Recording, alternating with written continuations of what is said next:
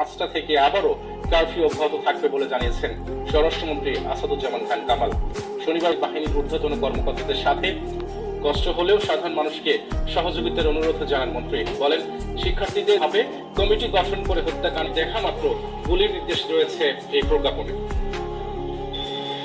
অস্বস্তি কাটিয়ে স্বস্তি ফিরবে জনজীবনে, সংঘাত সহিংসতা ঠেকাতে সামরিক চালানো হবে বলে হুঁশিয়ারি দিয়েছেন স্বরাষ্ট্রমন্ত্রী।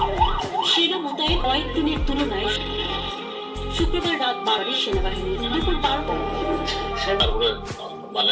সহ জরুরি সেবা নির্দেশ লঙ্ঘন করলে 1 বছর এলাকায় 5 দেবে পুলিশ। সেনা সদস্যরা চেষ্টা করে আন্দোলনকারীরা, যার এলাকায় কঠোর অবস্থানে ছিল টিন বাহিনীর ও রাবার বুলেট।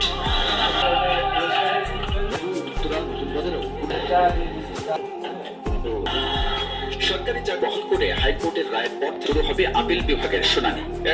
কোর্টে থাকবে কি থাকবে না, কিন্তু দেখি নিজেরা আলোচনা করার পর আমরা যেটা বুঝতে পারি